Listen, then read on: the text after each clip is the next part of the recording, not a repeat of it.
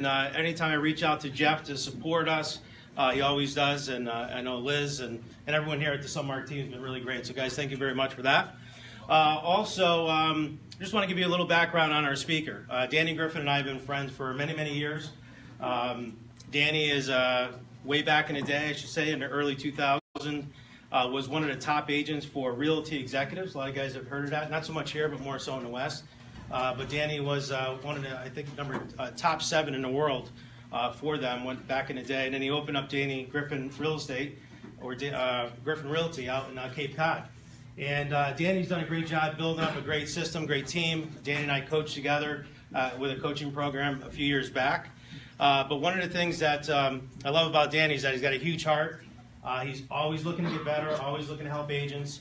And anytime I've ever reached out to him, and there's been some times that we've had different events that come up, or maybe different situations that we have, it's nice to be able to pick up the phone and call Danny, and he calls me as well, and we're able to mastermind with each other. So a lot of you guys know I do mastermind. I travel all over the country, bringing on great agents here. Jeff mentioned Rick DeLuca was here a few months back. We had Nathan Clark that was here. We had Russell Rhodes from Dallas, another top agent with Keller Williams. And we're going to continue doing that every couple times. Every couple times a year. I like to bring them out 2-3 times a year. And I open it up to my agents, but also to the agents in the MLS, because I feel that, let's face it, there's enough business out there for everyone. And if we can network together and have a better relationship with our clients out there, it's going to be much better versus being cutthroat and being against each other. So this is really a workshop for you guys today. I really want you to come up with some questions when Danny goes around and asks, what are some of your challenges and what are you facing in this marketplace. Danny, he's just like I got him in his laboratory. The last 4 or 5 years he's been in his laboratory. I had to pull him out. I mean, the guy doesn't even have any dress clothes anymore because, he wasn't able to find any that fit. But in all seriousness, he's a student of this game. You guys are going to learn a lot of great stuff from him. Danny, also him and his brother, were stars of a reality show. I don't know if you guys ever saw that show that came out, and it was, I'm going to mess it up now, 60 seconds a set. If you blinked, you missed it. It was, what was it? 60 seconds to sell. Yeah. 60 seconds to sell, yeah. But it was a great reality show that Danny did, and him and his brother doing really what we do here, which a lot of you guys have seen us do before, the auction-like effect, where you bring down the price to really create that demand for buyers to come and take a look at the property. And it's used all over the world, really, all over the country for sure. Danny mastered it in Cape Cod during the recession, and as a result of it, got his own TV show on it, so it was pretty cool. But with that, I want to bring up Danny Griffin, and I'm sure he'll go over some of the stuff that we talked about, but I'm really happy to have him. So what about a warm welcome for my Cape Cod friend?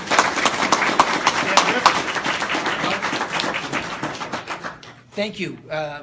I'm always humbled to come to Albany. It's like home, right? There's no beaches. It's nice. There's no cocktails. It's just a bunch of hard-working, blue-collar people. That's me, right? So the first thing to share with you is I am you.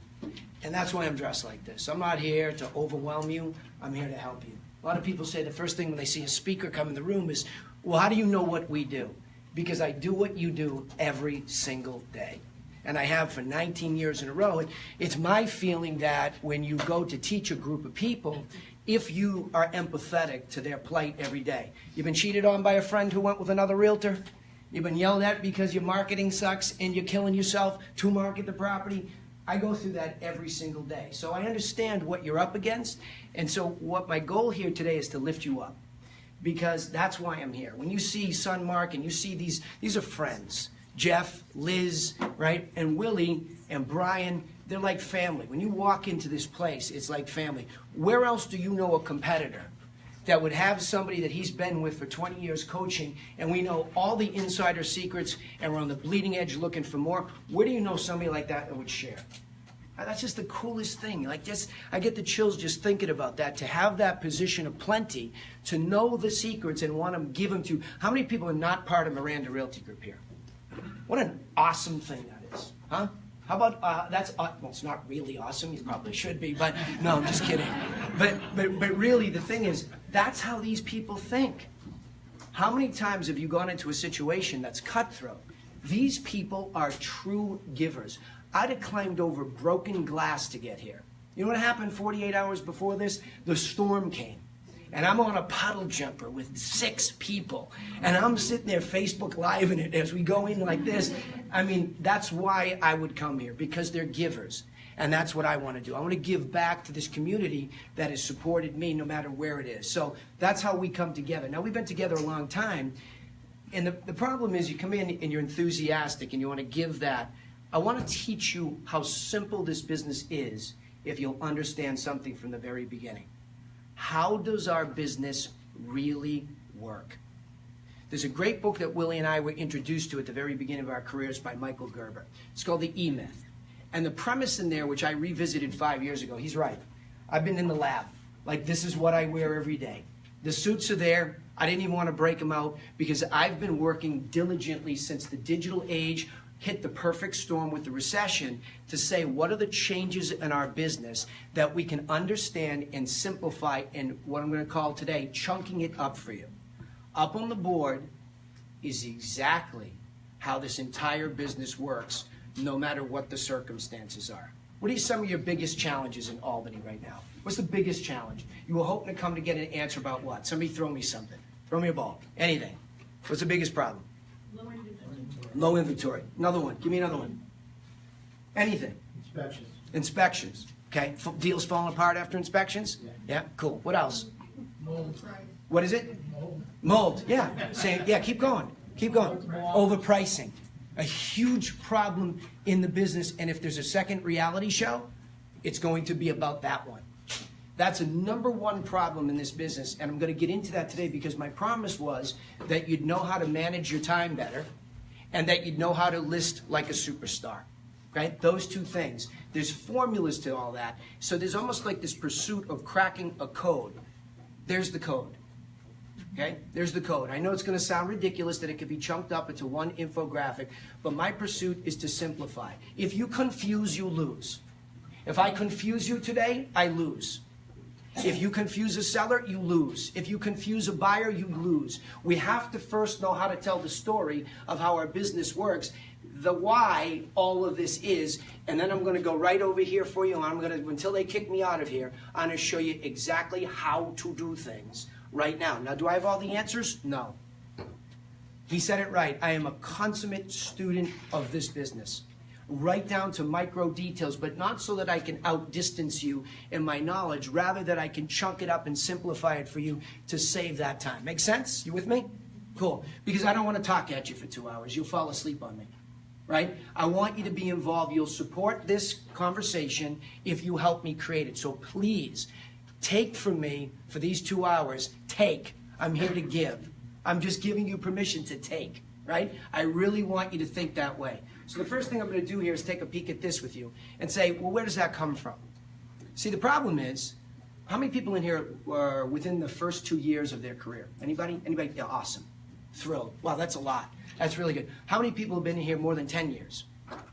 Okay, so I'm going to show you that this formula relates to both of you.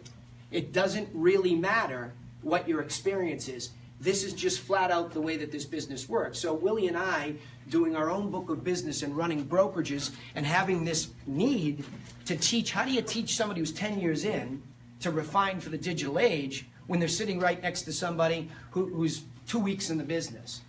The first thing is to understand there's a division, and this will sound a little bit bizarre, but anybody in here tripolar, right?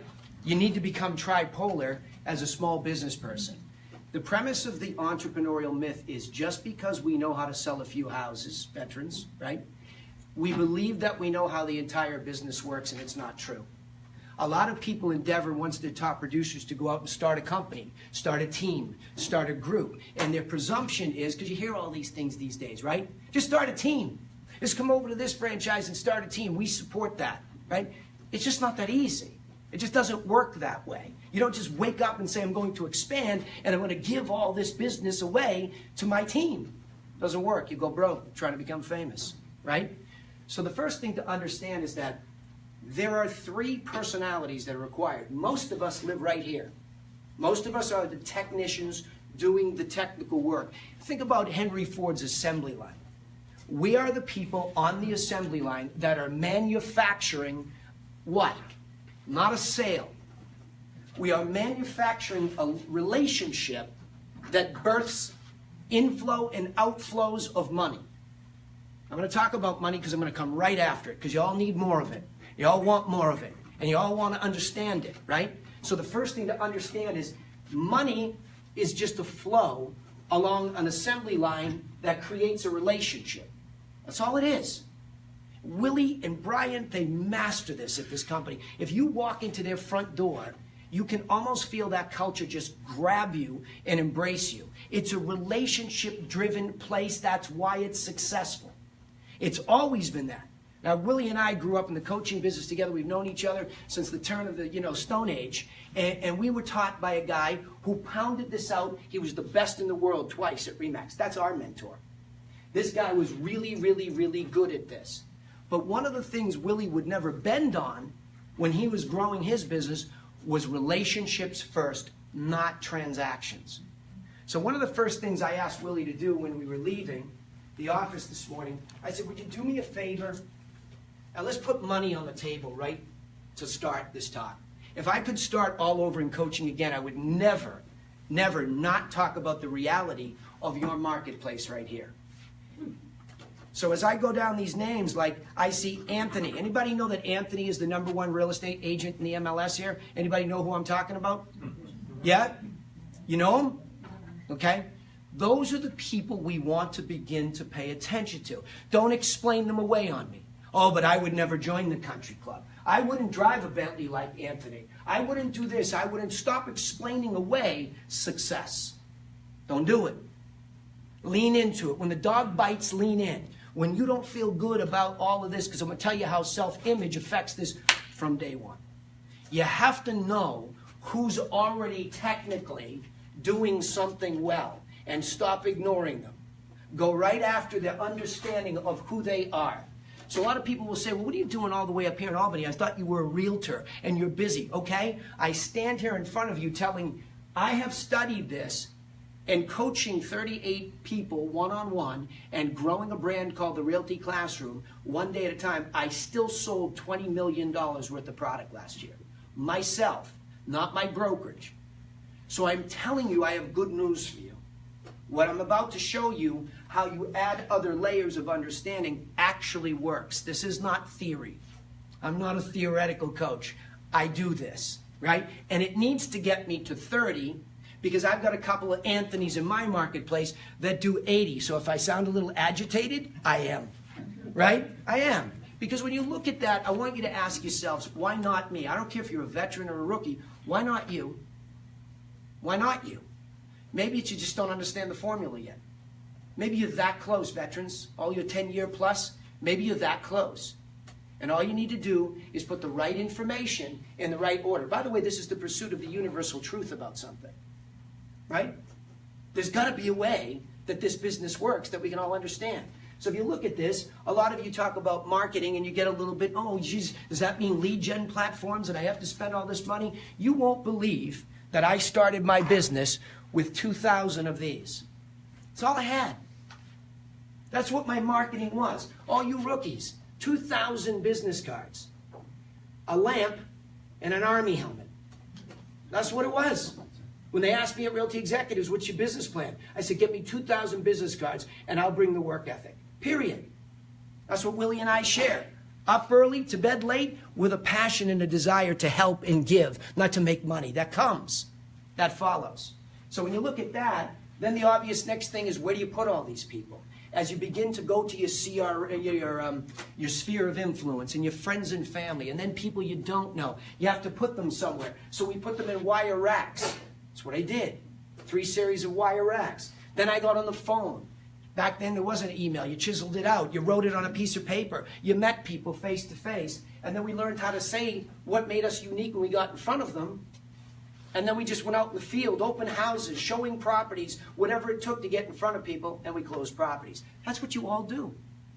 If you've done one deal, you've gone through those things in that order, maybe just not consciously. And it doesn't feel like an assembly line. But if you can start to really understand that most businesses work the same way. Let that sink in for a second.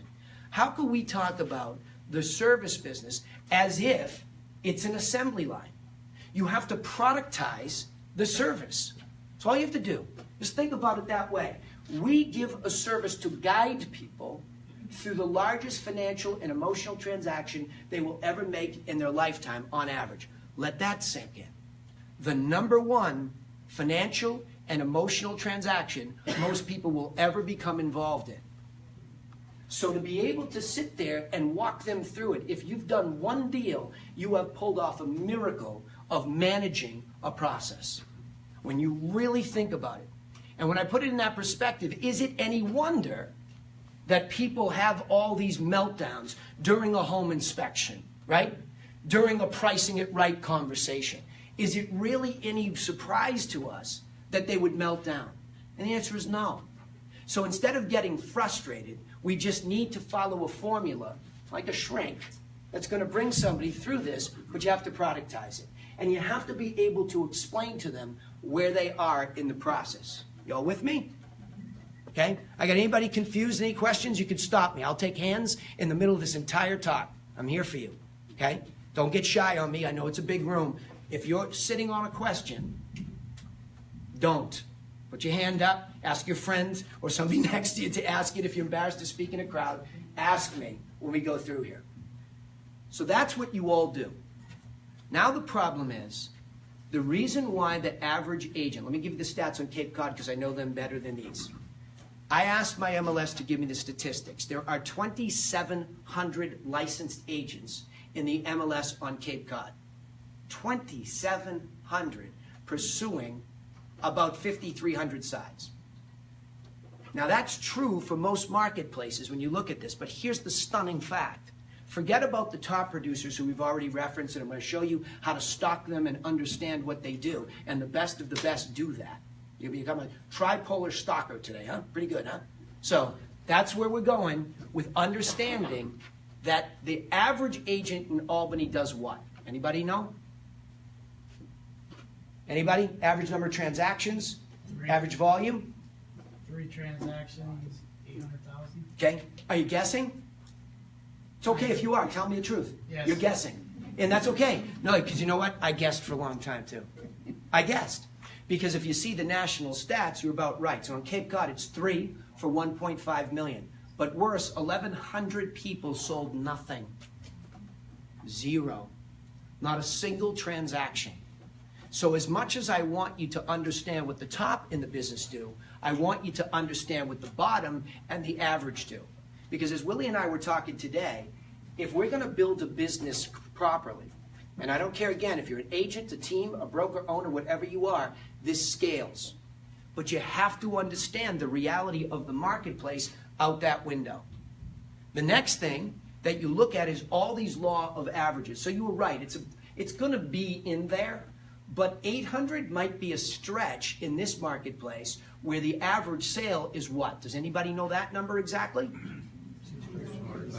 200? Do I hear 200? 26. Okay, so I got 600,000 instead of 8. So all of a sudden, and what I'm doing is I'm going to show you why when it comes to goal setting, the more specifically crooked the number is, based in reality, the more powerfully you will become resourceful to find the right plan. I'll say that again. I know it's a tongue twister. The one thing that I found about helping myself do better and my agents was the more realistic I was about true numbers, about the marketplace, the easier it was to build you a realistic plan. Okay? What I'm going to teach you can take you anywhere. It can take you up into your own brokerage someday if that's what you're looking for. It can get you 6 deals instead of 3, whatever it is. But it starts with reality. So think about it. And the first thing that you're going to do is if you don't have access, I don't know who has that kind of access that you had in the MLS, but that's a saturation report based on volume and transactions. Know the exact number. Watch me. I know that it is exactly $506,000 average on Cape Cod. Not bad, huh? Pretty good. Nice place to live if you have the right plan. For years, Willie and I, our understanding of what we were doing before we got up into the next level of management. When we were down in here, we would pursue answers about marketing as a technician. See, most of you are running out looking to improve your businesses based on a technical perspective of the world. Who's buying leads from what platform and what's working? You guys ever ask yourselves that? Huh? You get about 15 solicitations a day on buying that stuff, right? Are we a little cold in here? Is it cold in here? Yeah. Yeah, a little cold in here for them? So the point is that the more crooked the number is on average, the first place, rookies again, inside of 2 years, give me those hands again, please, so I see. The most important thing for you is to know what average looks like. Number one, because that's your floor. Now, I know you're going to say average is not enough. I can't make a living like that. You're right. But until we know what the middle of the road is, we can't get there. So coming back to mine, I know that that's the average. Watch, this is very interesting when you start to do simple math. The average is so skewed by high end. Remember my top producers? The average is so skewed by your top producers. $506,000, but what's the middle number? What do I have for a middle number? $380,000. I'd like to give you a crooked number, but weirdly enough, it comes right in at $380,000 this year. So what does that tell you?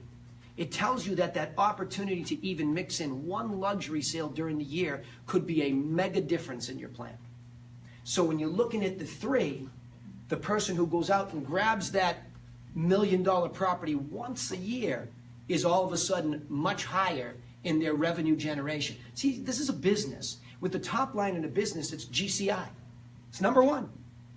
If you're not looking at GCI, you're not even in the game yet. That's the rain.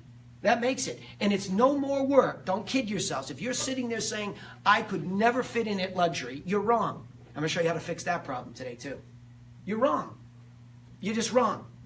You have to change your mindset that these are human beings that need a good plan. And I'm going to give you my listing plan. I give it to you because it's only one page. It's one page that you're going to be able to discuss a formula. So let's keep going here. Stop me again. I'll look for hands. What's missing is a managed situation. I know, you woke up this morning saying, I can't wait to hear this guy talk about how to manage things, right? That's what you woke up saying, right? Right? Didn't you? Yeah. Of course you didn't. You just want to go out and sell stuff, right? We all have a pack of, I don't know, how many people feel like they have an undiagnosed case of ADD, right? Creative ADD, right? Here it is. Yeah, thank you. That's my brother right there, right?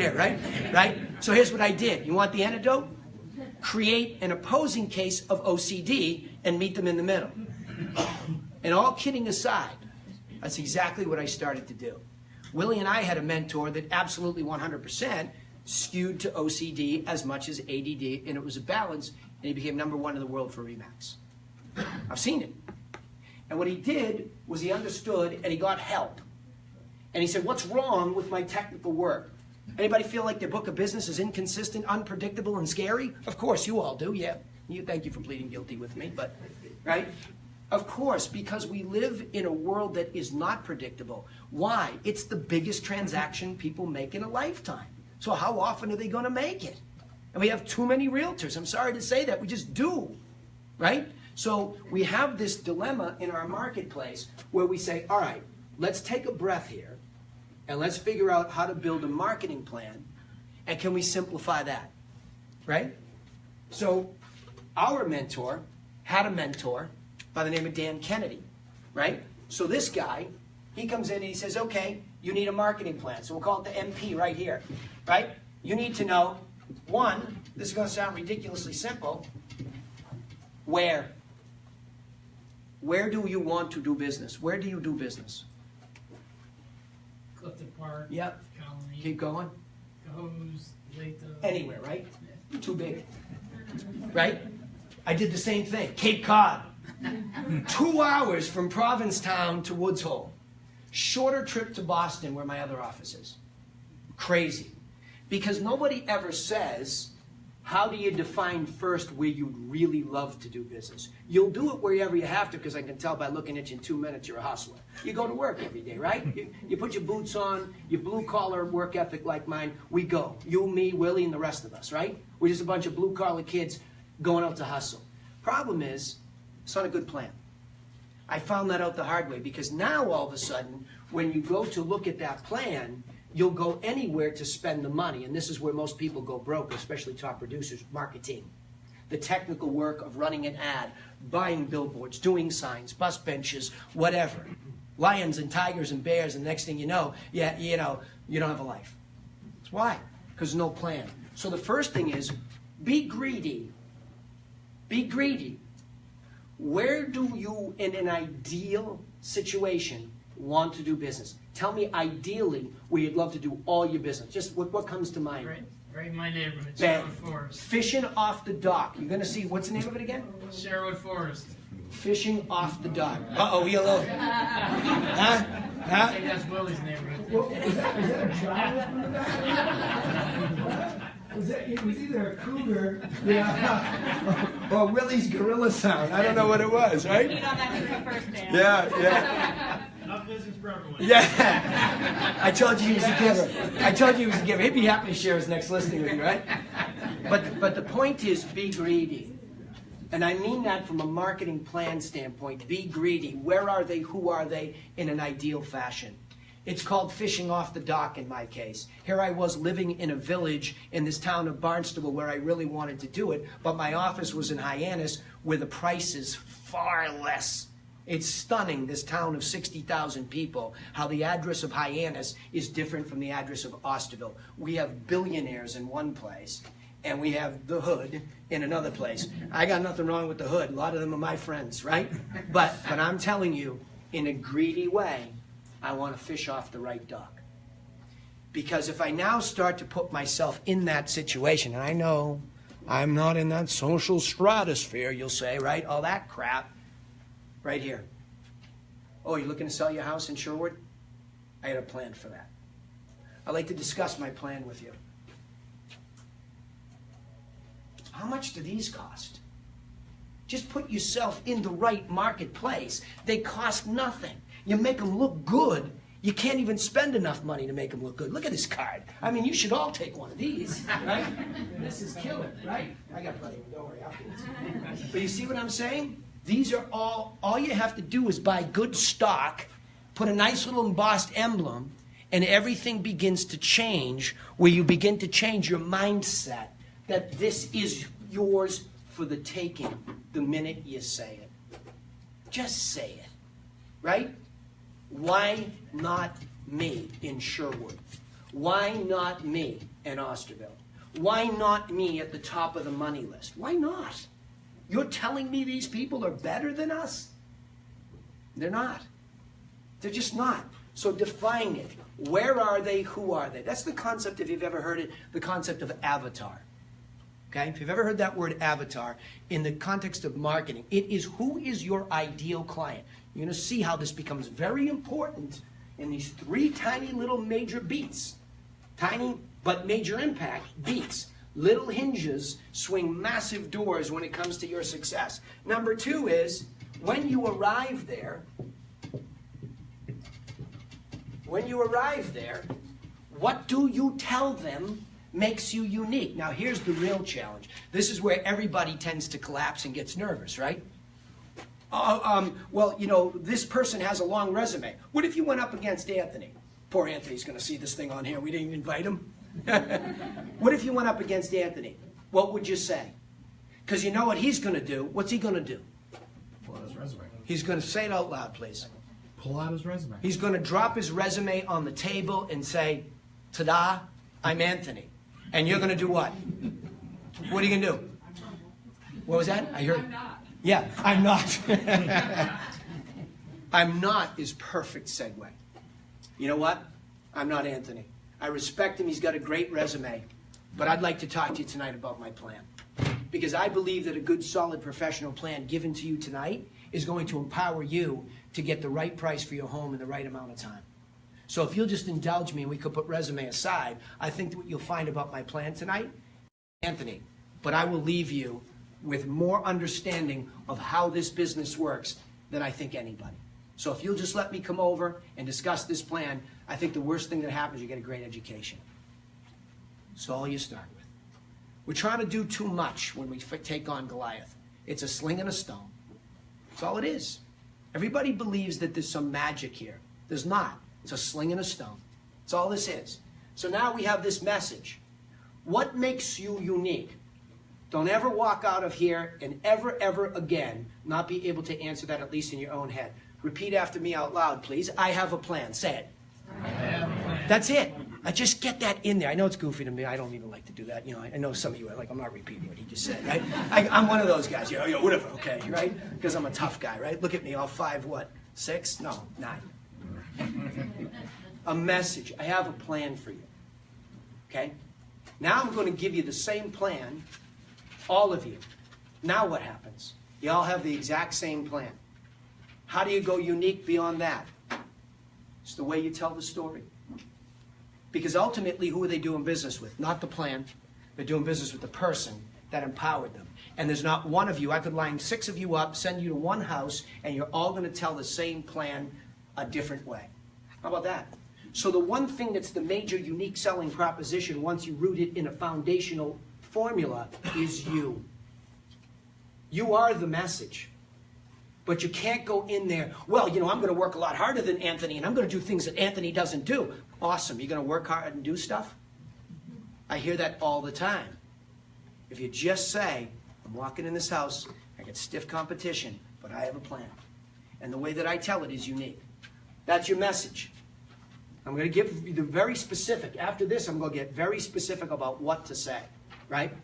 Market, message, and here's where everybody starts.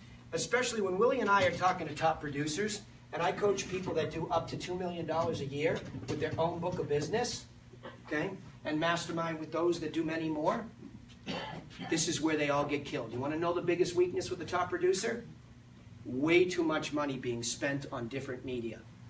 I just saw a list today. Tiger Leads, Realtor.com, Zillow, Trulia, this one, that one. I got dizzy just reading the list because I'm thinking about that person going broke on the way to becoming famous.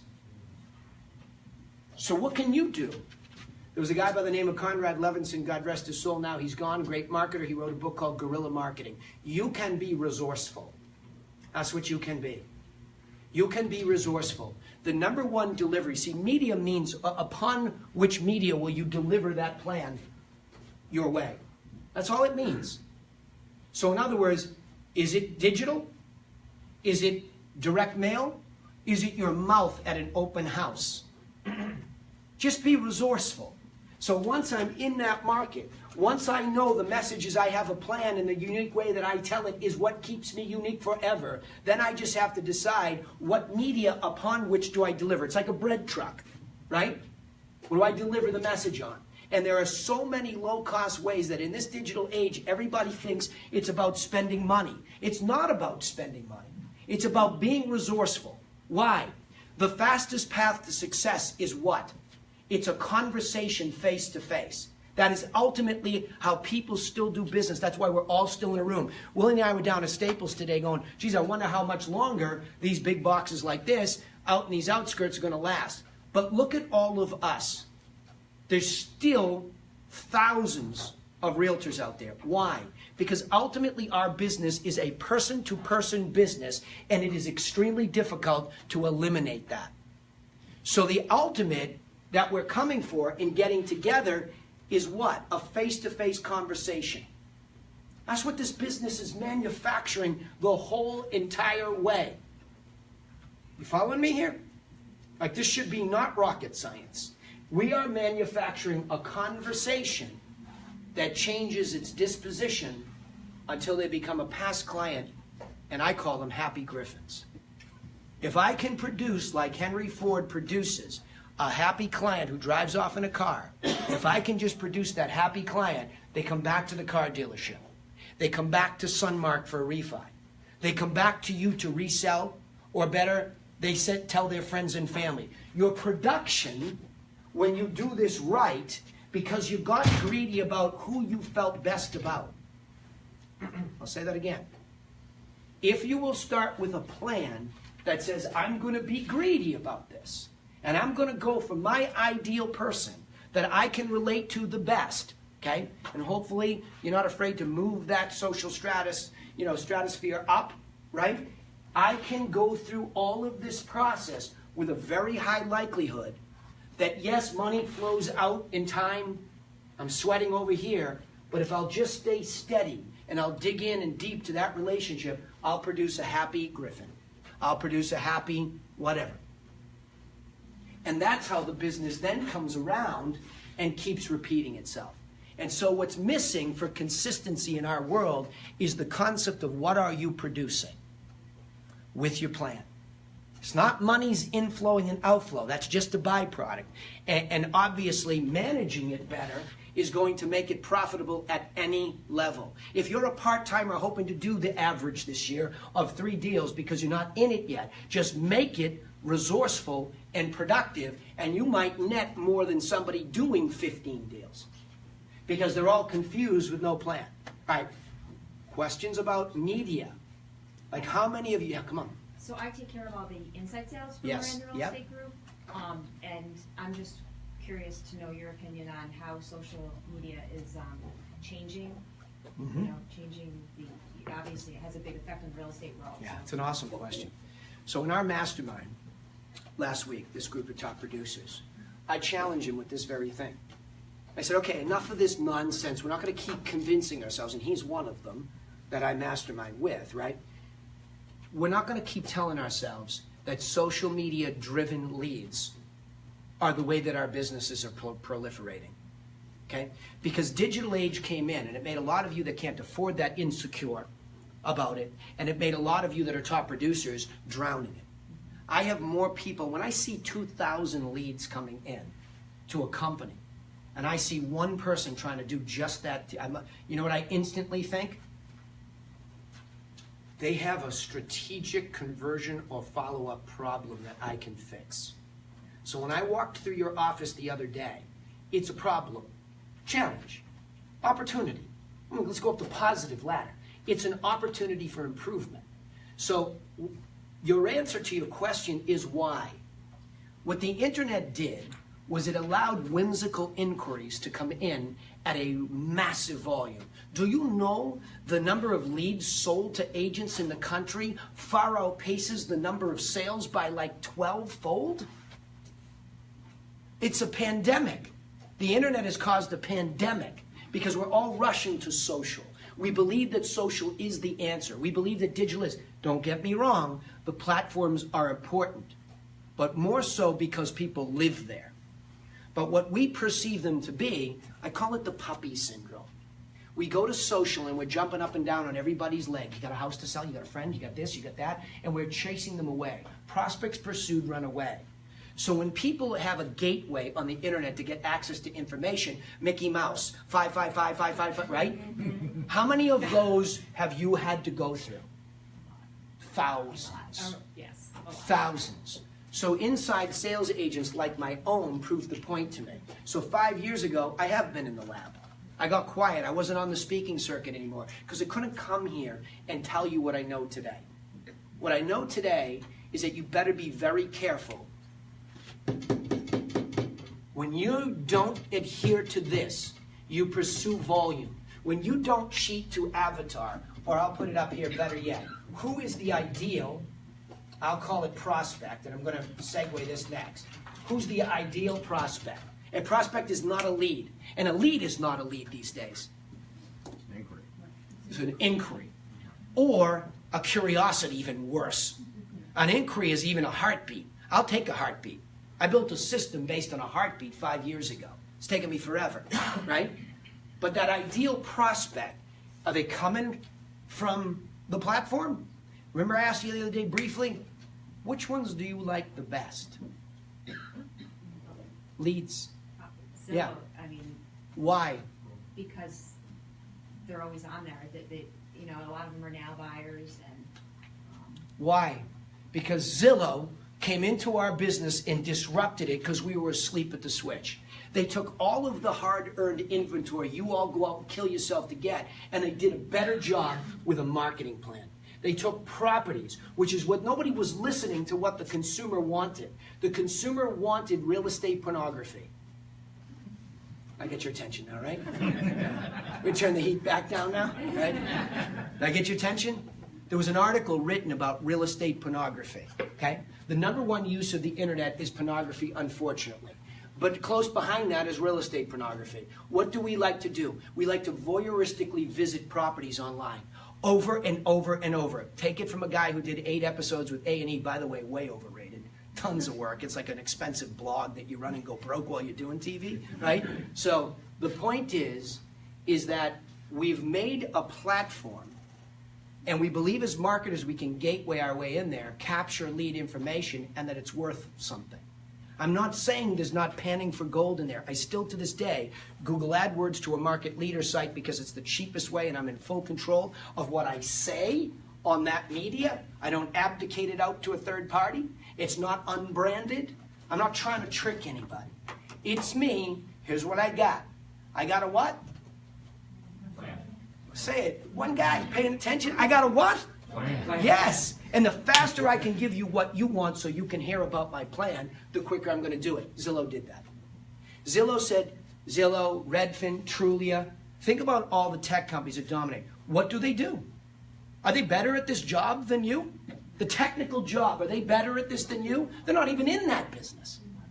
They're not even in that business. What they're doing is waiting for you to go out and kill yourself, get these pretty pictures, spend all the money, and they're putting it on their website and making a better consumer experience than we are.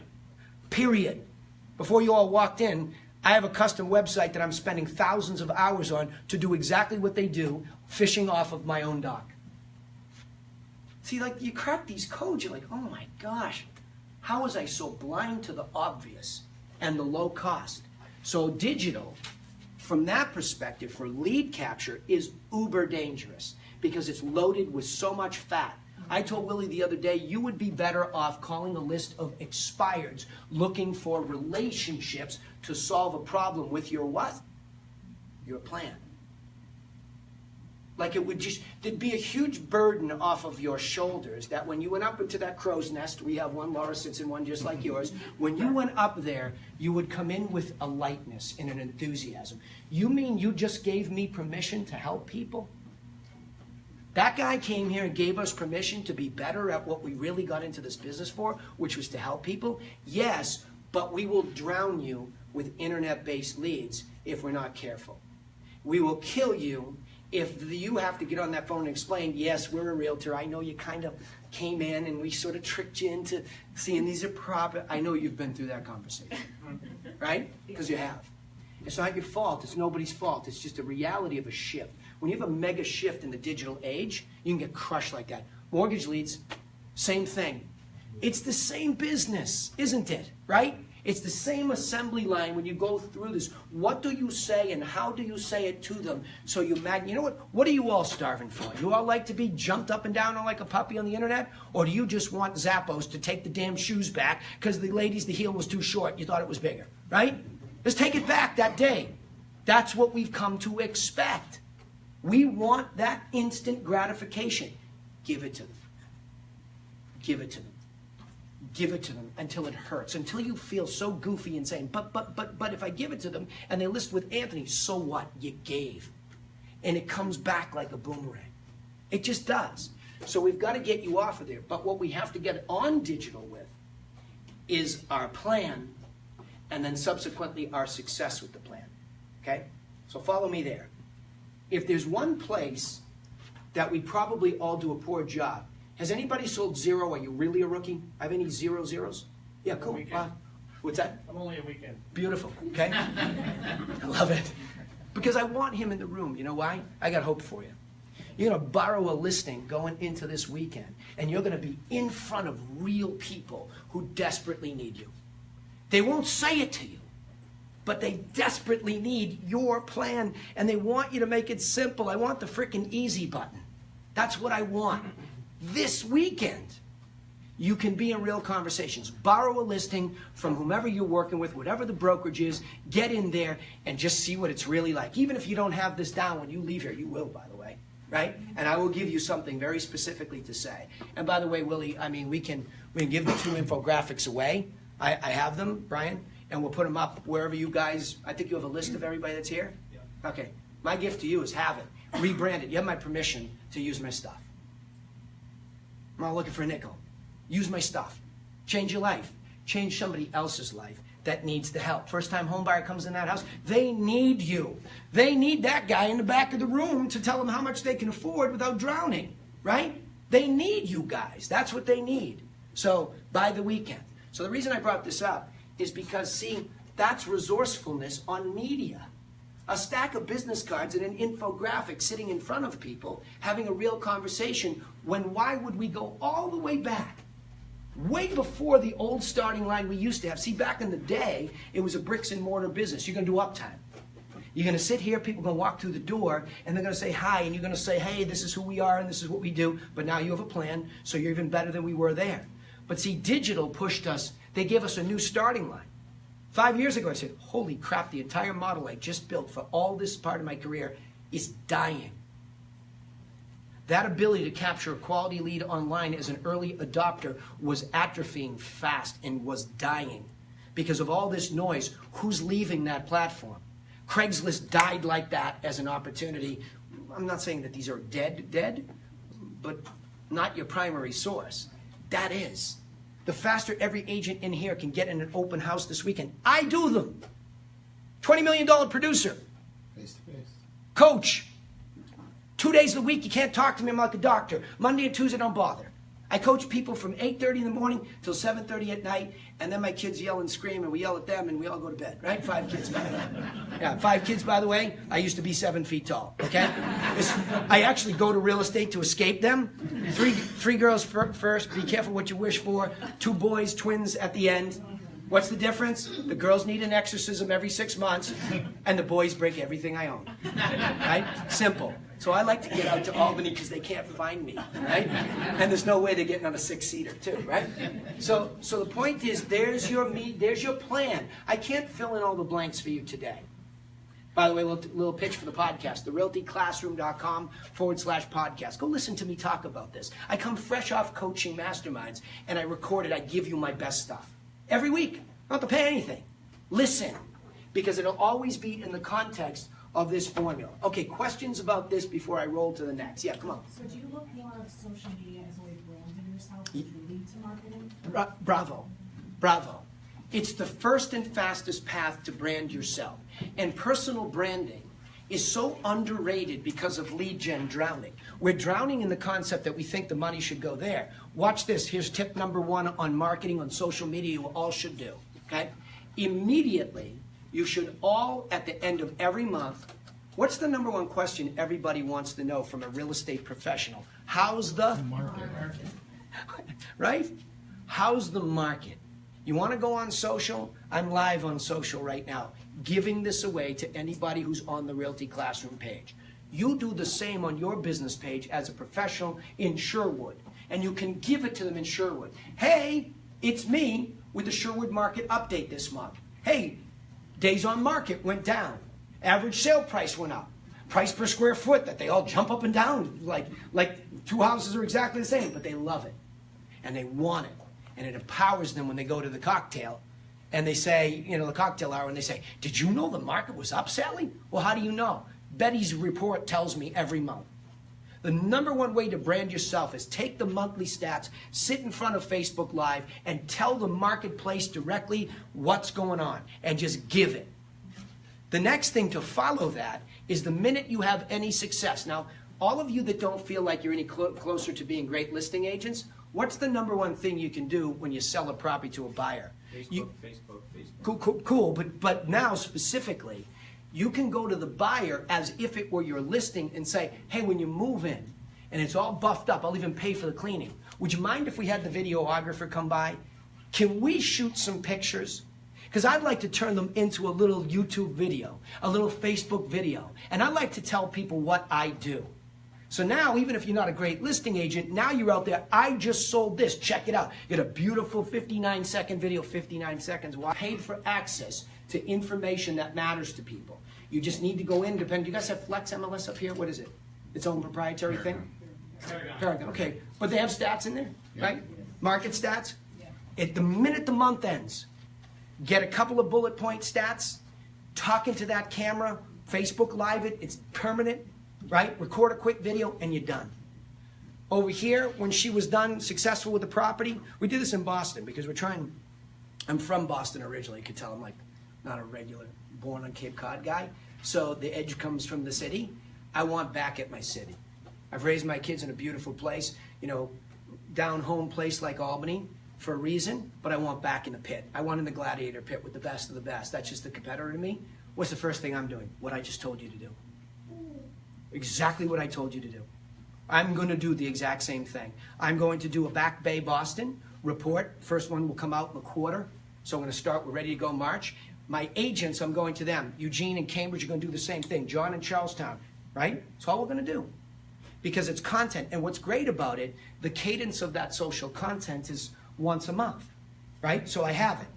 Now if I can start to mix in, and even if you don't sell anything yet, go to some of your friends that you're working with and do a little expose. Hey, you know, Sally that I work with over here, she just sold this killer place. I thought this was a great deal. Boom, that goes up. Okay? But the key was social, because I had some social questions over here, is cadence. The first thing is once you start, do not stop that cadence, that beat. What's your beat? Is it monthly for a piece of content that's relevant? Is it weekly? Don't go more than that in the beginning. Otherwise, now you're trying to Facebook. You're becoming a YouTuber. Don't do that. Don't. I know, you're going to kill me for saying some of this stuff, right? So we were away, you know, at Vaynerchuk. You got to be careful. She's committed to a different social thing. That's a higher level.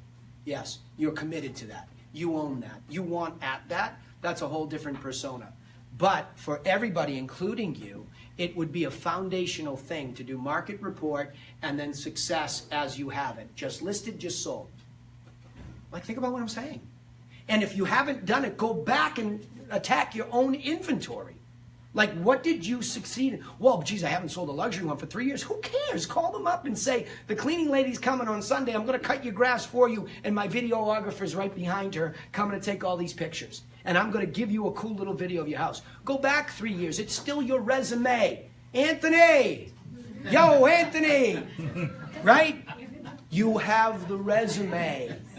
Right? You have it. And if you don't have it, go to Willie. Willie, yo, Willie!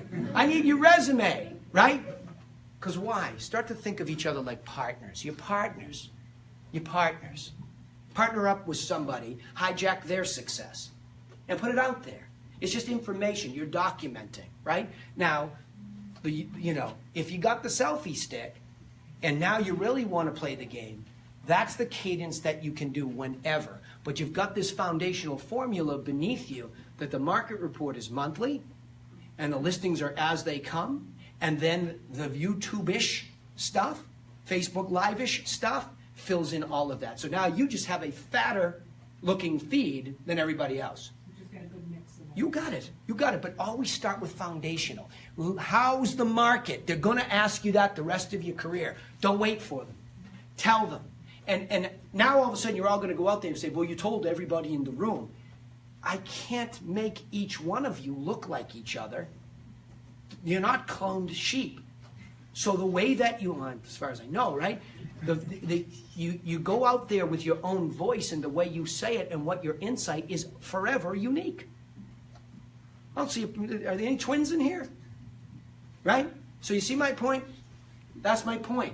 What's unique is the way that you deliver updates in your message. See, ultimately, that's all content about what's going on. Start acting like professionals is really the point. Like, act like professionals. I mean, a doctor, a lawyer, a mortgage broker, when you come into bankers, they're professionals. Act like one. Well, what do you mean? Give the marketplace the care and professionalism it deserves. Well, what do they need?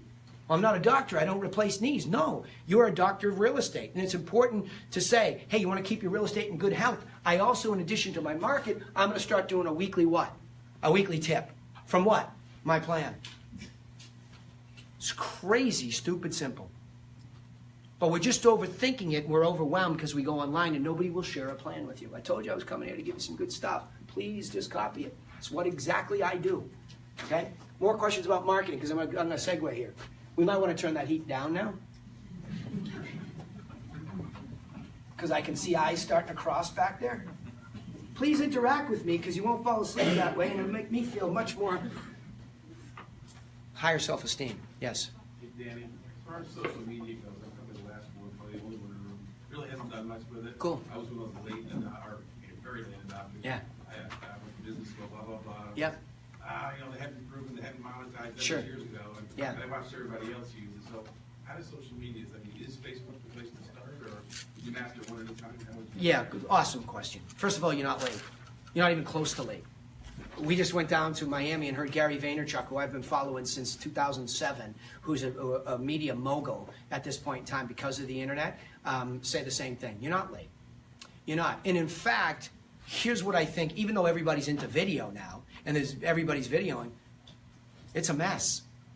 Because they don't have a plan. They just don't. Watch them. Tell me if you can, depict a plan, any of this stuff.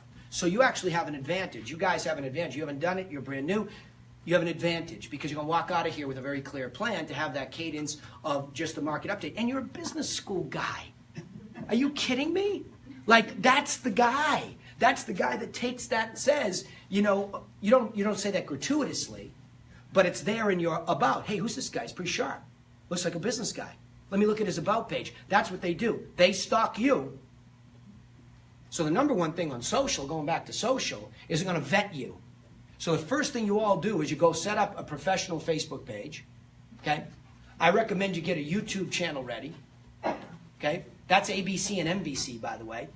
Want to understand what resourcefulness is? ABC and NBC are now free. There's free advertising, basically. I mean, you still have to drive traffic if you want to get seen there. But your ability to put your content up on major media channels is free.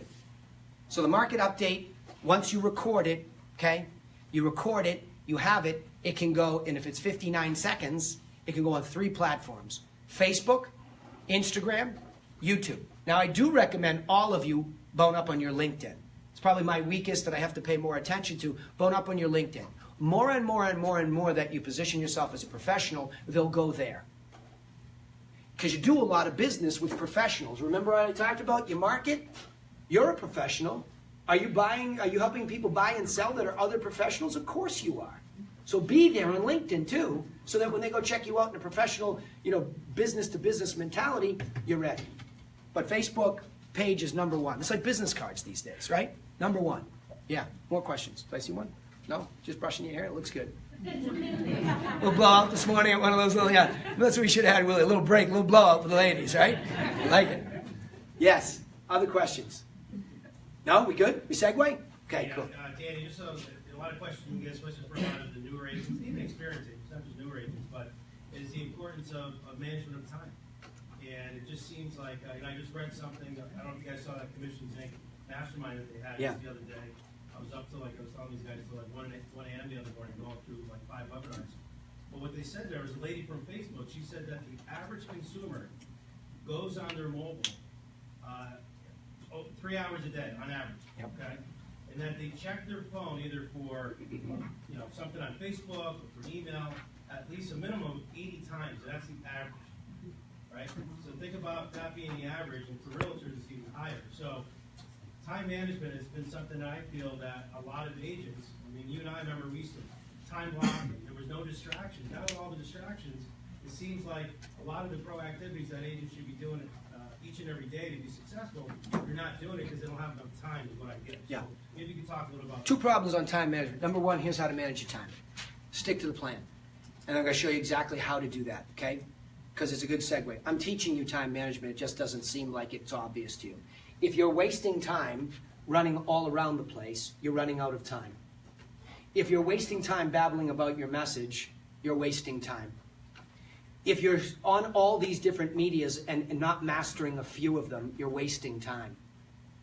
That's how you waste time, because you're not planned out. So that by the time you're trying to technically implement this stuff, you just don't have time. See, time management comes in 2 forms. Number 1, you don't know what to do with your time yet. And number 2, you're running out of it. There you go. There's your rookie, there's your veteran. It's the 2 extremes, right? You want to do more, I'm capped. You told me somebody in here's at 10 million, they can't break through that, right? Because they're running out of it. Because they're not planned, Willie, right? It's all that muscular approach to more. Follow the plan of refining this. The time efficiencies will follow. But this is going to birth the opportunity for you to solve the number 1 problem in our industry: conversion and follow-up. That's it. It's the number one problem. It's actually not a marketing problem at all. Same thing in mortgages, same thing everywhere. It is the number one problem. How do you convert people, right? So we go to, let's call it strategic conversion, even though it says follow-up. I'm changing my language. You got 3 places to manage your time when it comes to all these contacts, okay? And I'm not talking about people that are already happy Griffins on the past client. Different module, different place. That's the accelerant. You got to get in this business to become predictable and consistent. You have to do business not just with people you know. You have to learn how to do business with people you don't know. Let that sink in. You have to learn how to do business with people you don't know. And you do that with a professional approach and a plan. But they're going to say yes, aren't they? After all that grinding and work, they're going to say yes. It's okay that you follow up with me, isn't it? Right? And you're awesome at that. I already know about you, right? But the problem is, it brings in this concept first, which we've already told you what the problem is. But you have to segment your database. Stop running around unless you're OCD with awesome wire racks, which is how I started my career, okay? You can do this without a digital CRM, but stop doing it without at least a wire rack mentality. When somebody comes in, there's one folder in the wire rack or one wire rack that says leads. These are people you know very little about. You have some contact information, but you have never had any substantial conversation via email, text, or especially on the phone or face-to-face. You know nothing about their timing and motivation. But they birth what we really are looking for, prospects. Okay? You've heard the concept of prospecting. I think it's barbaric out there, the way that people prospect, myself, with some of these other coaching methodologies. I just think that if you will have quality, helpful conversations with all of these people, they will tell you one of 2 things. No thanks, or yes, it would be great if you would upgrade me into the MLS with better stuff than these crappy lead platforms, because you can get me more detail out of MLS. It's an upsell. Oh, by the way, you get me working for you for free. There's no pressure. There's no obligation. What is it that you would like to know? What can I send you? They become prospects who begin to appreciate you. And along the line, you're developing a deeper sense of relationship, because what? You're giving, giving, giving. And when you give, give, give in that time management scenario, you are only working first with the people who are giving you back the gift you want. See, Law of Reciprocity works that way. If I give you my time and I give you my service and I ask for nothing in return, something in my head clicks off. Read Robert Cialdini's book, Influence. Something clicks. It's called the Law of Reciprocity. The minute I give you something, it's hard not to give back to me. It's nearly impossible. You might say, no, I don't need the services. It's not contextually correct for me, but you can't. So your prospects are where your money's made. And don't think about referred business as anything other than, or repeat business as a new prospect. Your past client comes back into you, you better not treat them like, oh yeah, well he's my gut. No.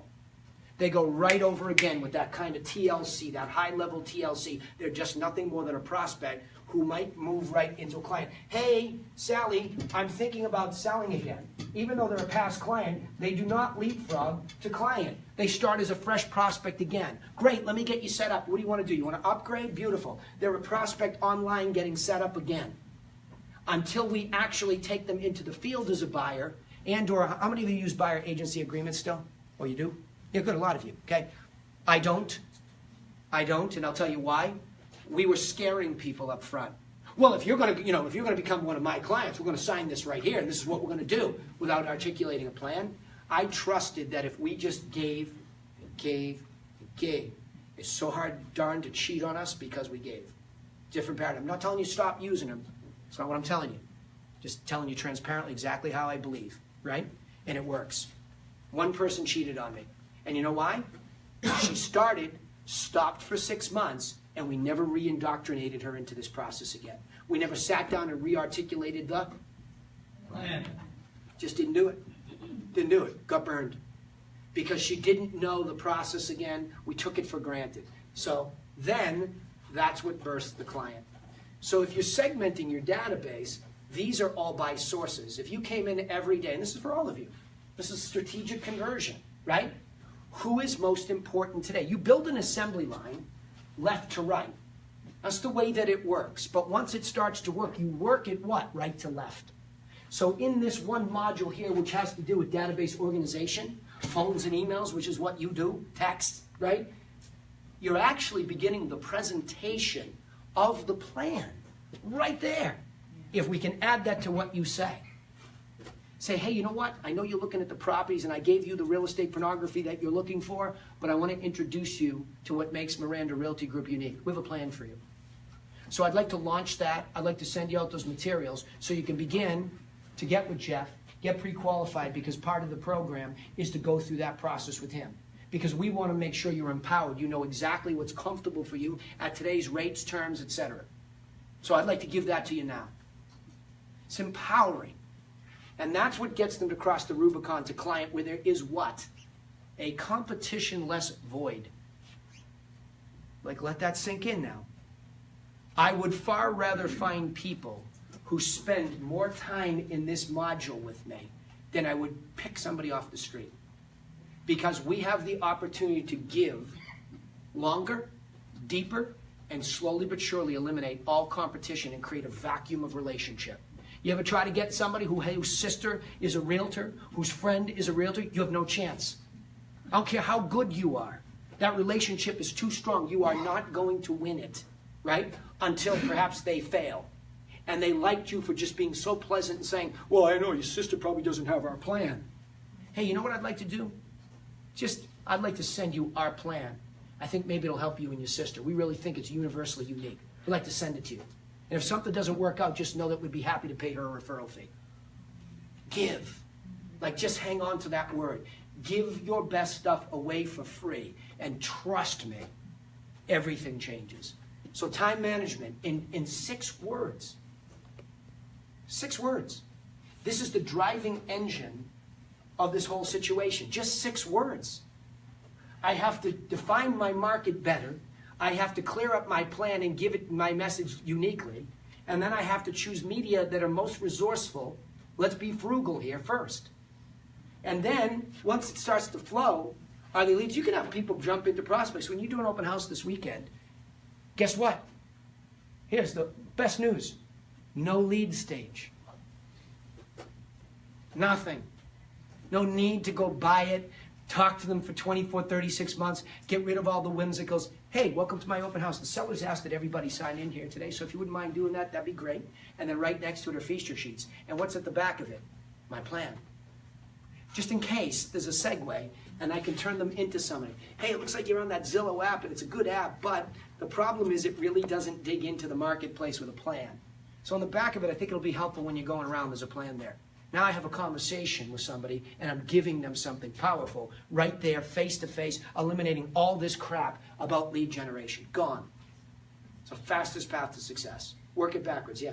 I just want to say it's so true. Like, I find it so true too, because sometimes I talk to people that they don't understand the process, and just giving them the information and having them just give them so that they understand it. Yeah. And it makes such a huge difference, because I had a lady that was on the fence because everyone kept calling, and I explained to her a lot of things, and by the end we were able to get an appointment. And yeah. So anybody follow up on expireds here? Expireds, yeah. Have you been trained in scripting? Would you mind just saying it to me? I'm not trying to embarrass you. Just give me a quick and dirty. Like a phone call? Or Yeah. Call me up. I just expired. Do you call me right away? Have you been trained? Yes. Okay, good. So tell me what you said. I'm the Mike Ferry's sister. Yeah, so. I figured that's what I was looking for. Okay. Come on. Come on. I like picking fights. I'm just No, it's scrappy. okay. Yeah. Hi, Danny. My name is Sherwood. I'm with Miranda Real Estate Group. I just wanted to let you know that I have a plan in place I don't even give them a chance to. Yep. I have a plan to market your house differently. I went over the photos. I go into the photos. Yep. I went over the photos of your listing, and I really have a solid idea of what I could do to market your house. Okay. How's it met? What? How is it met on the other end of the phone? Well, by the time I make a phone call, I already have information from them. Yep. Buried, so they already know that I'm calling. Smart. What kind of information? A pre-listing package. Smart. Comes in a folder with a nice. Smart. You said give away all my stuff for free, so I do a pre-listing Good start. package, and I wrap it with a nice little bow. Love and it. It has like a. Stop. You had me at hello with a package. Yeah. And you said plan. See what happens. I want to prove something to you about universal truths. People that work hard at something come to similar conclusions, don't they? Right? You hear that? Gift, plan. You start to hear these terms and these methodologies bubble to the top because it's the pursuit of the truth, meaning what works. Right? How do you do every year? Well, I just got back into it. That's why I said I wanted to talk to you. Brilliant. But keep coming. Give me your first name again. I'm Tia Chushu. Okay. Hey, Tia, it's Danny Griffin calling from the Griffin Realty Group, and I saw that your property expired. I just want to let you know that we sent you out our full-blown listing plan. Now, I don't know whether you took it off intentionally or it's something that went awry. Happens quite often. We'll be following up to make sure that the plan gets. Stratix Networks, a voicemail drop. We don't even talk to them. Okay. It's coming. Got a gift coming to you. I don't know your situation. You might have taken it off intentionally, maybe not. Right?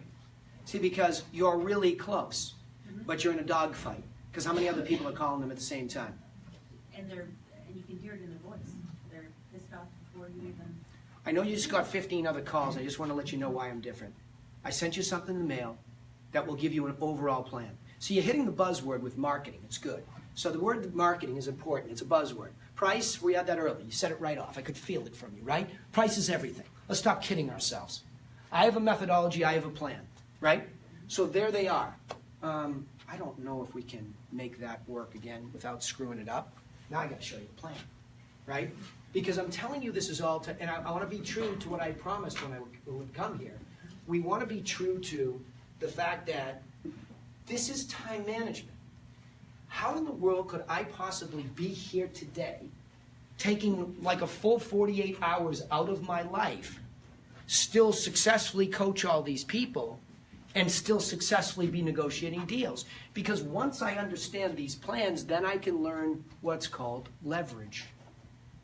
I have 7 people all over the world working for the company now. I used to have 2 full-time employees. I understand what micro leverage is. I can't do this by myself. I hope you're not looking at me going, okay, he's a lunatic with all these energy. Well, I am that. But the point is, it's not magic.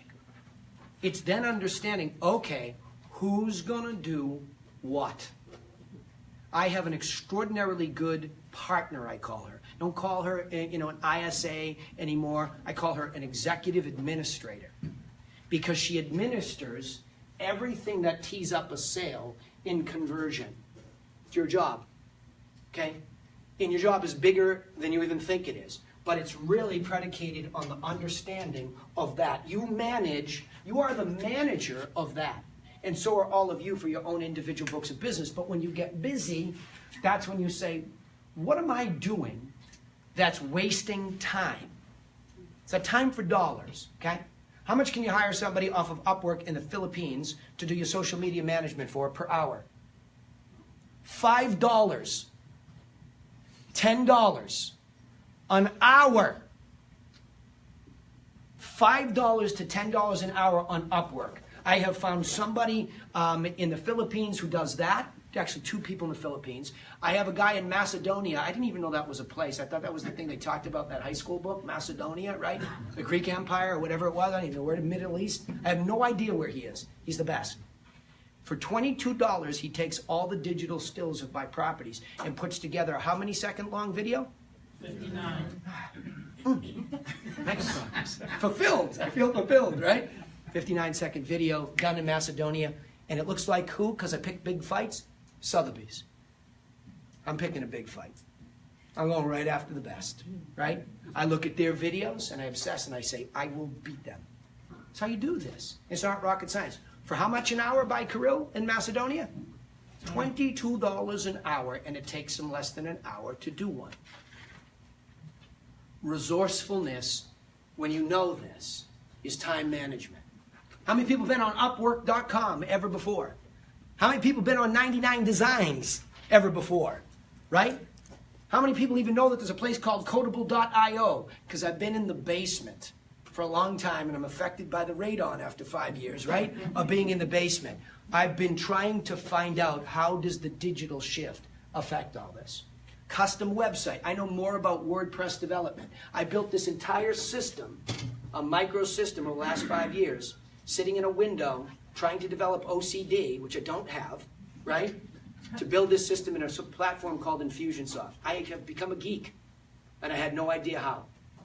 Because I was obsessed with getting this right. Just want it right. But here's 6 words that get it right. Time management. That's what this is. So when we pay for leads, we don't lose any of them. You die or you move up. But we know we are no longer the problem. Including people that never respond, we make a business decision. Hey, before we delete your account, just want to make sure you're gone. We bring everything to a conclusion. That's why I, as a $20 million producer, only need, and I'm not saying that to brag, by the way, I'm just trying to validate something here, right? I don't care if I did 3 million. It would work. 2 million. Or I sold my first house. That's not the point. I'm trying to say that I manage time this way. That's what he wants me to teach you. How do you manage this? And we don't have all the time in the world, so I'm talking as fast as I can because the pizza's coming at 11:40. But the point is, this is the stuff that we do. The 1-2 punch. There's your 1-2 engine for your assembly line. The rest will follow. Willie's got a closing coordinator. I don't know who closing coordinates for you. How much can you hire a closing coordinator for sitting in Utah? Do you know that answer? $295 a file. Okay? It used to be somebody sitting in my office for tens of thousands of dollars a year. Now it's a pay for play. We only pay on that file when it closes. Albany, there's got to be somebody up here doing transaction coordination or the brokerage is doing it for you, right? That's how that works, time managed. How many people really good at crossing T's and dotting I's can't wait to do it every day, right? Can't wait to do it. So why are we doing these things if that's not our strength? You got to know what you're good at. And you're in this room because you're good with what? People. You're good with people. You know how to manufacture a deeper relationship by giving, serving. That's why you're in this business. Don't tell me it's about the money. It's not.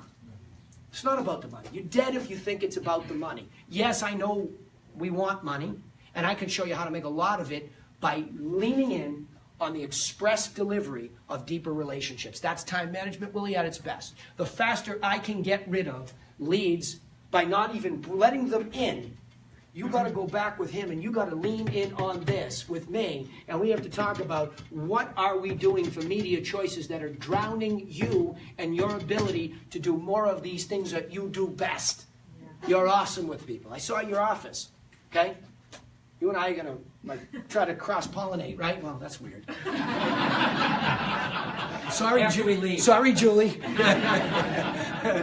Right? Ideas. Because we need to know with your organization how we then go with him in the creative side and slow him and our types down. And when those two meet, you got to speak up. Better all start speaking up. There's a brutal reality to the way this works. And if you're drowning in something, say it. He wants to know. Say it.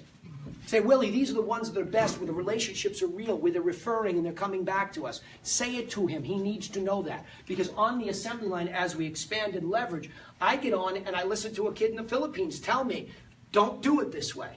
Okay? Why? Good idea. Go. That's what happens. It's this give and take. And I'm different. You ask Laura. I never did that before. I felt that to lead, you had to put people in a headlock and say, come on, no, we got a good plan. He and I followed a plan for years that was really good to an extent, and it had huge problems too.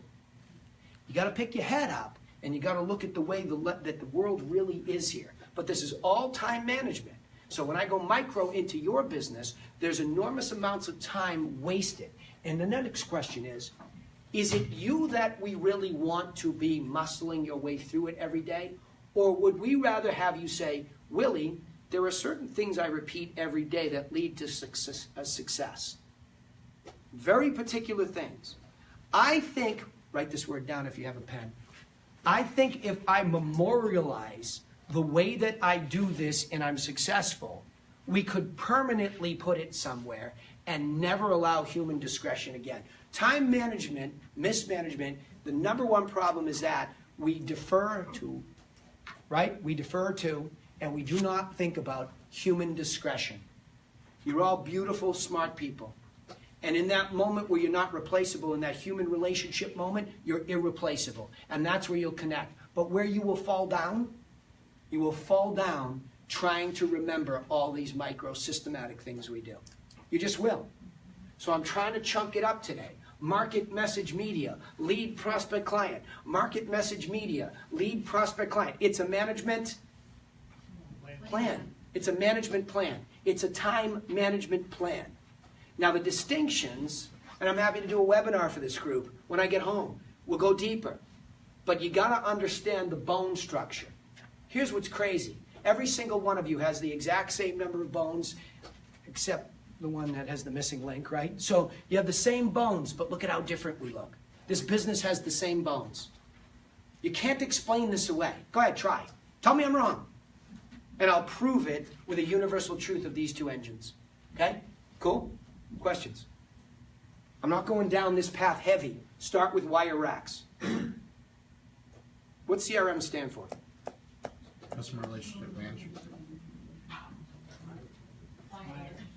What's the key word in the middle of it? Relationship. Customer relationship management. A contact name is a contact name is a contact name. What changes is what? Its disposition in your world. The disposition of the contact's name is somebody I don't know anything about. I have no context for them. Then I start to have context. When? Who are they? Do they have kids? Are they upside? What are they doing? I have context and conversation at prospect. And by the time this arrives, what did you tell me about her? By the way, I'm pointing over here because you all have to do what she does as a specialty job. What did you tell me about her? They what her? Appointments that I go on, they just love it. They love her. And they like to see her, they love to see her on that. They want to know who she is, but she's built that relationship over months, and by that time we get in the door, it's done. They love her. When somebody loves you, there is how much competition? None. It's a vacuum. You are creating a competition. You are my example here today, because Laura is mine. You are creating a competitionless situation with a brilliant body of work.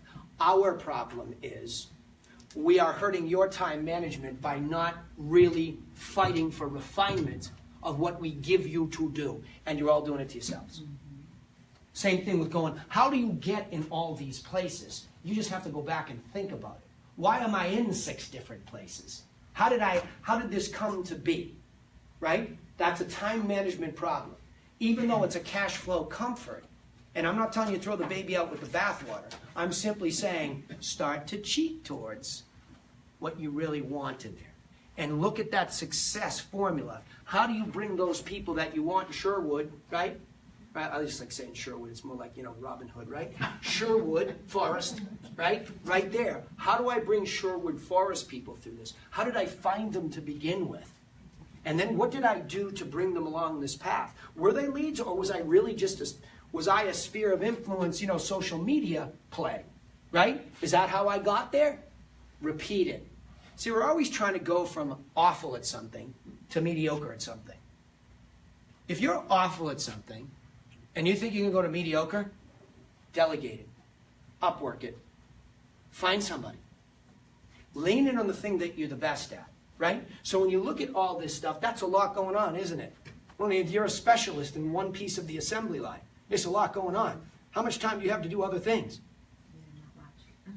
0, because it's a specialty job. So what you're seeing is, as a new agent, you're seeing you'll have to do that at an open house. Did I just create a prospect? I had that prospecting sheet. Now you come over to somebody who's specializing at a deep level. Same thing. See what I'm saying? I've been trying to prove that you just scale it up from newbie to specialist on the assembly line. And the rest of you, unfortunately, have to do it all yourself. Right? You have to do all of this yourself. Yep. So, okay. How about I give you the plan for listings? Would that be a good segue? Yes. Okay. Brian, can you see if we can do something with that computer to find that infographic? You can probably help me. Because if not, I'll draw it.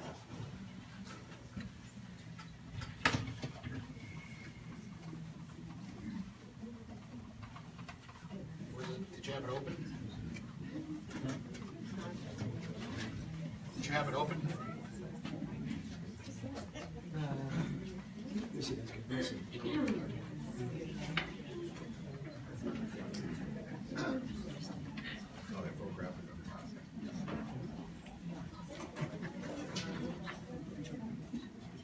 Okay, this is good. No, it's...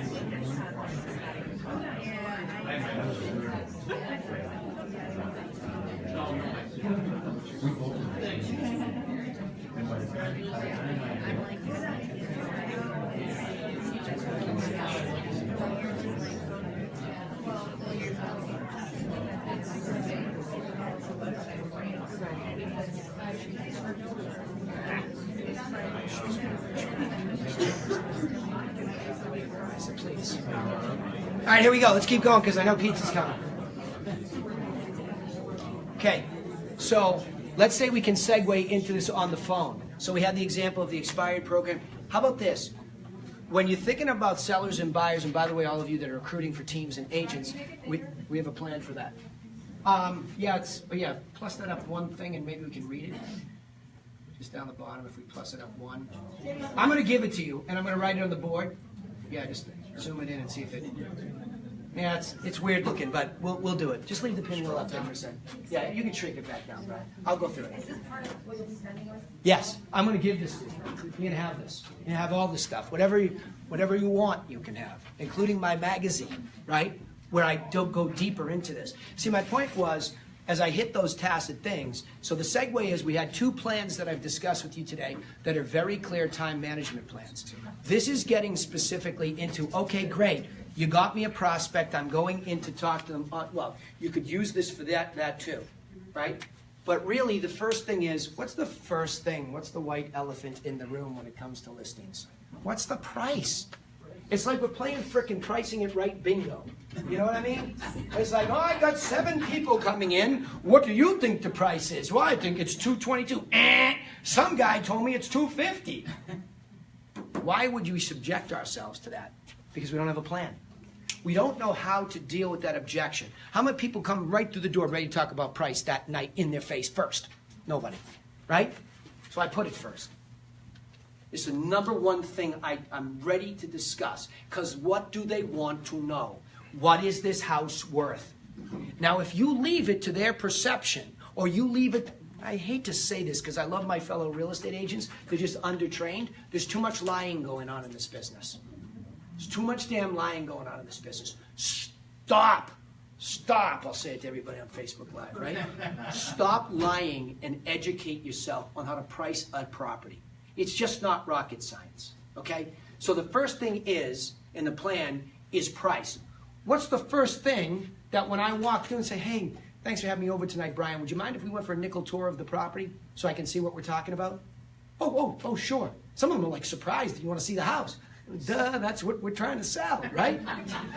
Right? And I don't mean anybody stupid, but it's like, do you ask? Or do you come in, oh my God, I'm nervous. I can't think about the plan. What did he say? When he was at the place, he said this. Relax. Have a conversation with somebody. Same thing face to face. Hey, would you mind showing me the property? Now, what I get to do when I see the property is what? Gauge what? Mental notes. Gauge what? Condition. What's the number one thing that affects price? I know you're going to tell me location, yes, for granted. I won't take that for granted. But when you walk through the house, it is one of 3 things. It is below average, average, or above average condition based on what they have or have not done. It's the number one thing that affects stuff. Hey, how about the product in Albany, New York? Is it a little bit old and tired? We got getting ready for no land situation, a lot of upgrades required. Do you guys all sell stuff that's brand new or what? Anybody brand new? Construction? Yeah, cool. Development? Are you a developer? Independent guy. Yep, cool. Yeah, and does that move up, like how much more above average is your stuff? Sometimes pretty good. It helps me get a couple other sales from it. Yeah, there you go. Yeah, cool. So, but that's a rarity, isn't it? One guy in the room. One guy in the entire room. So we have an aging stock. So if you're not ready to have a real conversation about conditioning and how it's affecting their price, that's where we get stuck. You know, we're not ready to have that conversation. The next thing is what? Once that's all done, I'm not saying that you need a professional all the time to do this, although having done a TV show, I learned a lot about the power of staging. These people are magicians. A good stager is a magician. They are artists. Man, they will kick something into shape like you couldn't even fathom. You wouldn't even know that it was there, right? Like that. That was possible. I walked into some house, I just was stunned. So these 3 things happen way before or affect directly marketing. So by the time you arrive in that conversation, everybody's having the same conversation. What's the problem with every single expired deer? Tell me. The wrong price. Period. Everything sells at the right price. I'm not going to give it away. I tried on a national television show to give houses away. Do you know what we did? We took the price and cut it in half, and we couldn't give it away. Because what happens? Any auctioneers in here? You bid it up. The buyers start bidding against each other in a frenzy until you find the beginning of a reasonable bracket. You bring the seller in and counter, and you sell the house in minutes. You can't give a house away. You can only make a market for it. Write that down. You are a market maker in this business. Remember the professionalism in the plan? Charger. Yeah. Yeah. I don't know if there's nothing to plug it into. No. Yeah. Yeah. You want to plug it into my... Your laptop needs to charge. Oh, my laptop? Yeah, forget it. I'm rolling, right? Because we're almost done. So price, condition, staging. Now I get into, and only now, do I get into marketing. I know you can't read this back there. It says marketing. I'm going to repeat this. Pricing, condition, staging, and then and only then am I able to come in and memorialize the condition of your property for marketing purposes, and then decide that I'm going to put it out on Instagram, Facebook, YouTube, as a video at least, amongst other things, right? Amongst walkthroughs, all the things that you can do. But I have to arrive there first. If I start bragging about marketing and what I'm going to do and where I'm going to put it, I got a problem. Now, what happens after all that goes right? What happens? Who comes? Somebody. Who comes? Buyers, brokers.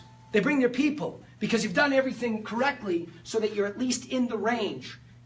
Wall Street's not too far away from here. Don't ever forget that you're trying to create a marketplace for something that is not a commoditized item. What do I mean by that? It is very difficult to find the right price for a property because there are so many varies. How many people scared by Zillow? Don't be, he said, okay? Because they can only do so much with public data. I'm a former Wall Street guy way back in the day, right? You're making a market for something. Understand your marketplace. I'm not going to get into these methodologies, but look at real comparables that really have metrics involved in them. Everybody says assessed values has nothing to do with value. Yes, it does. It's just a lagging indicator of value that chases market value up and down. Learn that Zillow actually uses that and measures against it. I know that's a little bit of a high-level topic. It's a little teaser. Okay, so you'll have me back. The point is, I now have communication from the marketplace. Think about on Wall Street. You want to sell a piece of stock. I know you don't know what it really looks like on the trading floor, but there's a bunch of lunatics screaming at each other, trying to put together buyers and sellers. It's as old as dirt. Market making is as old as dirt. You are all market makers, and this is your plan to make a market for the property at top dollar in the most reasonable amount of time, making sure that it wasn't given away. And how do you know what communication? Well, if the marketing is working, that means we got price, condition, staging. I push market it around with open houses, Mr. Seller. I push it on social media, Mr. Seller. So I hustle it. In addition to syndication marketing, that the minute I put these pretty pictures in MLS, it syndicates to Zillow, Trulia, and all the other conglomerators of information. So you're everywhere, but you became a fly speck in the ocean of Zillow, so I push it around. I hustle it. That's why you should hire me and not... Communication now starts to happen. What do the buyers come in and say? This property sucks. What do you mean? Overpriced. It's overpriced. Why? We just saw 4 properties. Who makes the market for this? The buyers. How many properties you show to a buyer in Albany before they buy one? None? 4, 5, right? If you've done your job, it's very little because they've seen and vetted and drive by. The buyers come in seeing 4 or 5 properties. They make a relative decision about your listing versus the rest. And if they didn't buy it, did you go ask why not? Did you hustle that for your listing? Did you go ask why not this one so that immediately you bring it back to the seller and say your house sucks? Just kidding. I'm trying to just keep it light. Come on. Work with me, people, right? Because then you can come back and give advice about redoing the price, fixing a problem we didn't deal with, right?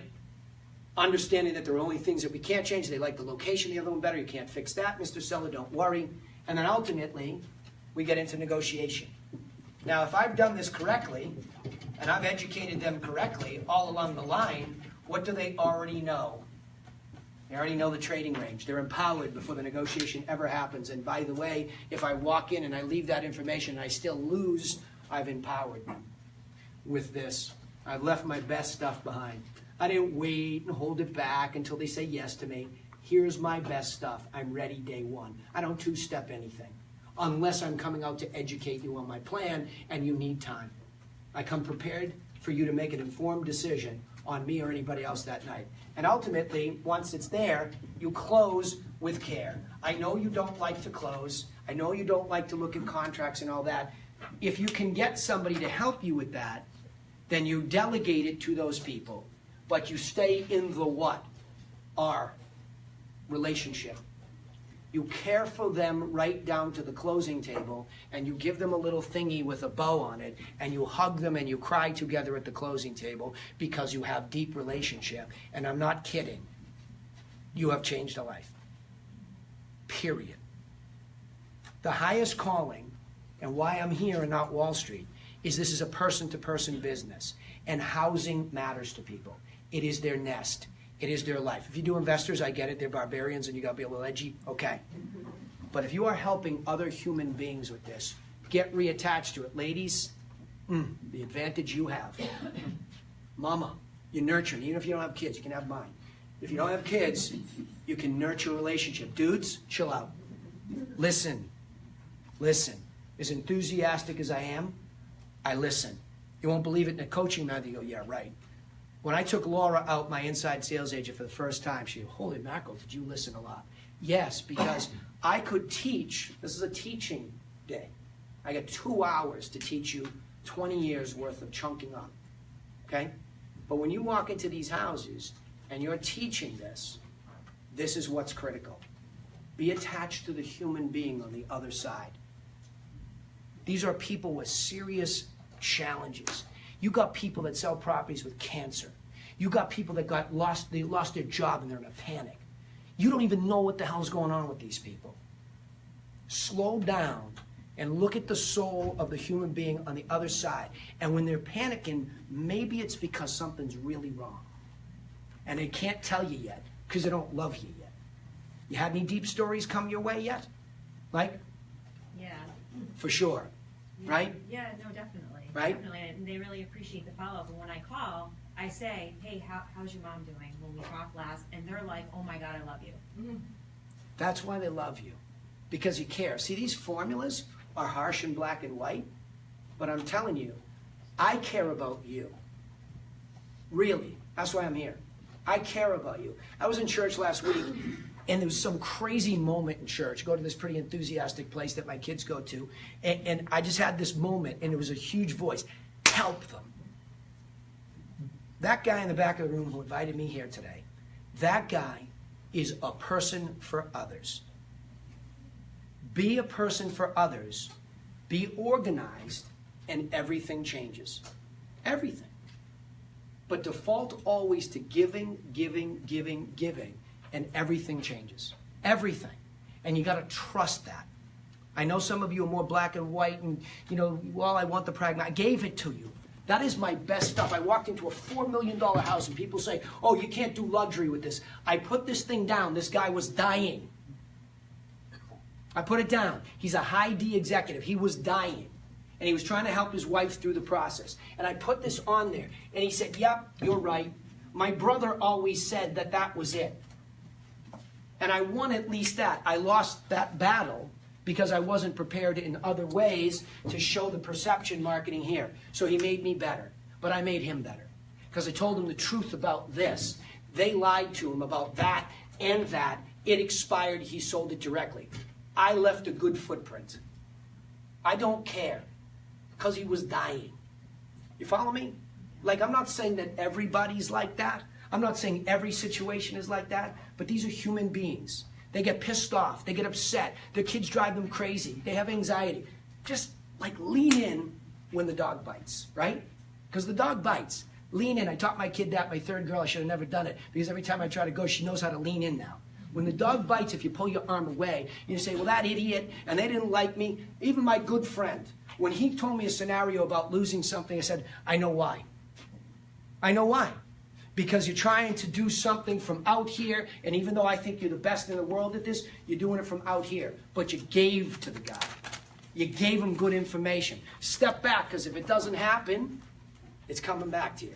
And even if it doesn't, you left a good footprint. So do me a favor, when I give you this stuff, and you get all these plans, you have my permission to do it.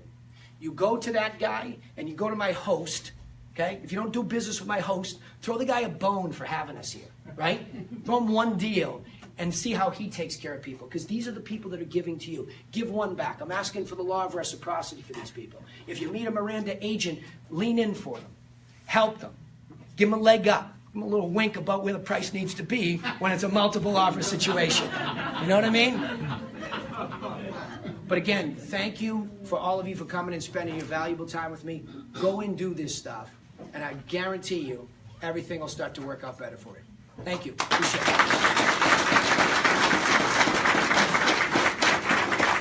Great job. All right, great job for Danny. Wonderful. Work ethic has always been there. And I know we